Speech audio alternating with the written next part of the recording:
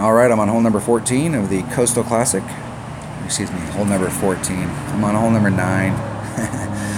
I'm going for a 14. The average, the minimum score we're looking for in the Coastal Classic is a -12. That's the minimum score that we're looking for, and I'm on track for a 14 in this account. I got an Albie on hole number 1, and I picked up an Eagle, or a hole-in-one, on hole number 7. So the hole-in-one was absolute luck. I was right on track on hole number 1, and it actually went in the hole. So you can get it done with lower level clubs. Let's go to hole number 9. This is going to be a difficult. So I tried something. So in my main account, I dropped a putt on this, but it wasn't the putt's fault. The deal is that I tried a new shot. I've been coming up into this area right here. But the deal is that if I try and get down to this island down here, and I try and come dig down into this hole and use curl and side spin to bring it back out here in the fairway. My mistake on this hole was that I shoot this shot with a Titan. And when I came to this shot's all about side spin, and I should have switched to a Kingmaker. And if I would have switched to a Kingmaker, I would have ended up, I just barely rolled off. And I was able to get up from there and use my Nirvana to get on. I had to maneuver around the sand because I didn't have enough to get over. So I had to come at the sand from this side right here, and that club doesn't have a lot of curl on it, and there wasn't a lot of room out here to curl because this second bounce was like right on the edge. So instead of using any overpower, I moved out to the left a little bit, and I put all the side spin I could to try and get it towards it, and it looked like it was going to be a long putt, and it was, but it wasn't that long of a putt, and I missed it. But it wasn't the putt's fault. The fault is that when I shot this shot right here to get over, I ended up right here in the rough, and if I'd have brought a Kingmaker, I would have had enough side spin that I would have been able to get out. I probably would have been 8 or 9 yards from the rough. So the question here is that in this account, does this account have the stuff to get over here? Because the thing I liked about over here is that you could recover. You know, there was the opportunity to recover, because if you mess up here, you're smoked. You're in deep doo-doo. So I'm going to try this shot. Let me go look at before I leap off the cliff here with these particular clubs. Let's look at my drivers. Let's look at my quarterback. It's got 58 curl, and that's not a lot. That's not what it has when it's maxed, where it has 70 something or 80 something. So that could be difficult, and I'm sure. Let's see what my rock has. I don't think anything's got more than that. That's why I'm using that club so much. 54 in my big topper. 209. And I'd have to bring a big ball to get down in there. So I'm not sure I can. I'm sure that I could get it done. If I applied some overpower, if I brought the right stuff, I probably could get it done. But the upper shot with these clubs is going to be a pretty good, pretty easy shot. So I'm going to bring this stuff right here. And I have a katana, so I'm going to bring a katana. I don't have a lot of the other balls, so I'm going to bring a katana. I'm going to open up a chest.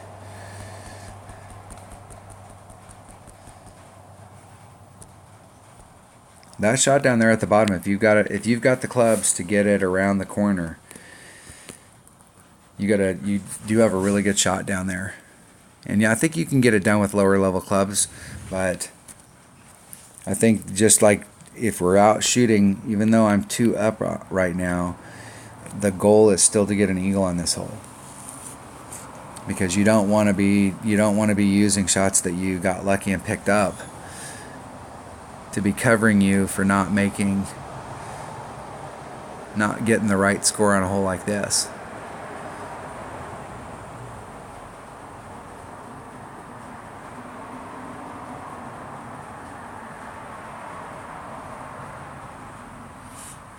See what my opponent does? That's way sliding down the hill.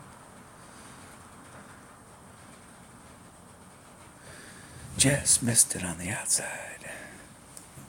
That's a nice spot from right there. You can get on from there with a sniper.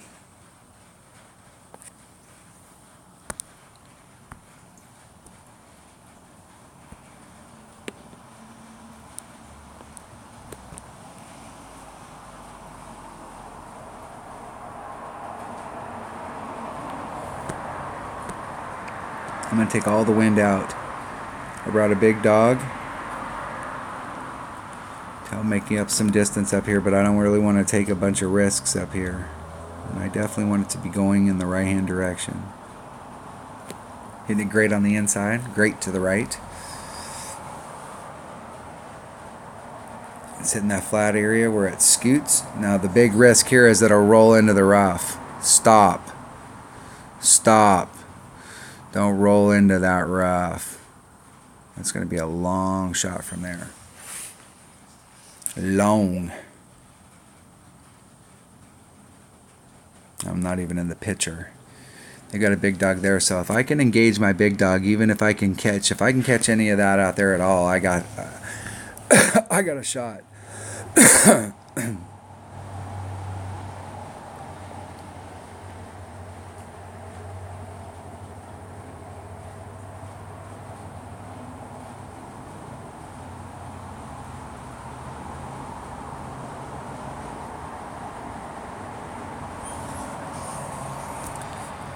Should have a nice shot from there.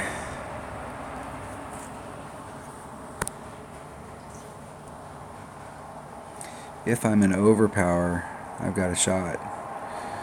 Alright, that's the way you want to play it.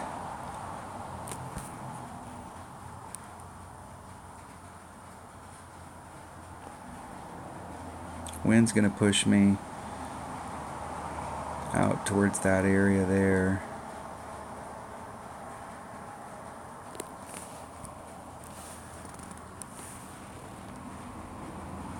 Alright, we've got to hit this perfect. And hit it good, about 75 rings to the left. And that'll go right into the sand. Alright, we have a recovery shot right here. Ben Hogan had in real golf, and I played real golf for years and years, and the deal is when you have a shot like that, Ben Hogan had a saying, 2 bad shots and an awesome shot are eagle. So here comes the awesome shot. So I'm with my Malibu, and my Malibu hits about 2.4 per ring. So what kind of distance we got here?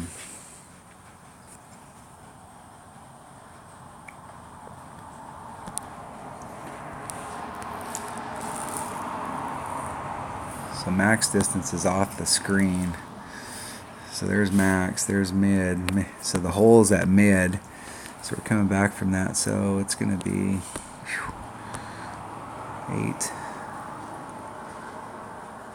8.96 per ring. Engage 1 backspin.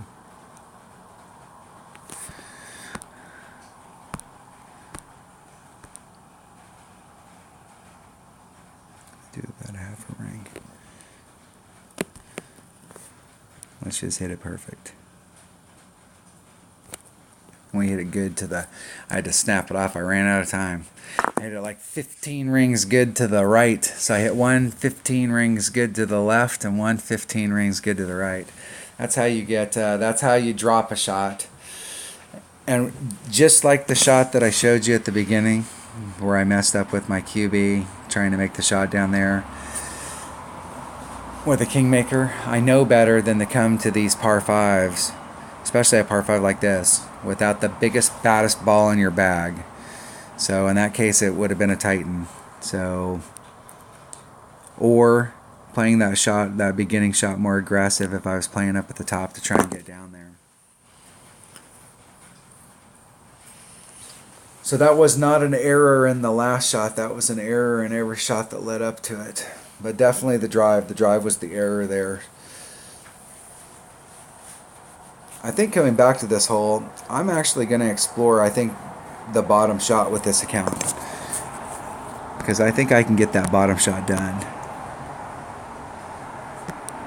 I kind of regret not trying it today, but after that result, you regret anything. Okay, I want to play this with one topspin, so where do I have to be? Can I play it with one topspin? What if I get up into this area and I play it with that little bit of backspin that it wants to put on there? Saturn. It's about 4. Just a little over 2. Putting just a little teeny bit of curl. And hit it great on the inside.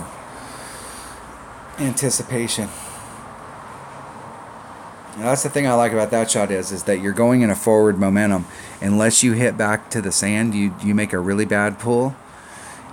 If you hit that little bit of rough, you will roll out of it. You'll dribble off. You may be on the fringe right there, depending on how deep you hit into it. And you're not going to get away with that island in the upper divisions where you've got really big winds, because when you have to pull your ball guide off onto sand, it gets distorted and it gets all messed up. So how your ball reacts when it's on sand like that is different.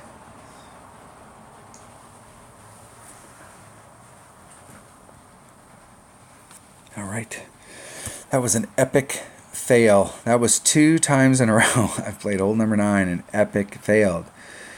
And unfortunately here it really counted because I had a -14 going and ended up with a -13 instead. So number 9 is definitely ticking me off. All right, that was hole number 9 of the Coastal Classic tournament. So hopefully everybody's having a great round. The key here is look at your tiebreakers. You know, in these lower divisions, you can go into a round, and if you're on, you can do really well. And the tiebreakers may or may not play as big a factor, but you don't want to lose because of tiebreakers. So, you know, trying to come in, and if you come in with a -12, -24 into the weekend round, just shooting the average score, you're going to be up towards the top. You're probably going to be in the top 15 to 20, like entering the bracket, maybe even top 12 entering the bracket. And that means there's only 12 people, 11 people in that bracket that have you in tiebreakers. So if you end up shooting another 24, the odds are that you're going to be the top 24. You're going to be really close to the top. And so it's much better to be, because you're going to get to a number like 22 or one of those numbers where there's a whole bunch of people in it. You know, like there's a certain round everybody shot, and there's like 25 people that shot that round. Well, if you're the top guy in that round and that at that number, that's a big deal. All right, I will catch you on the opening round. Thanks for watching.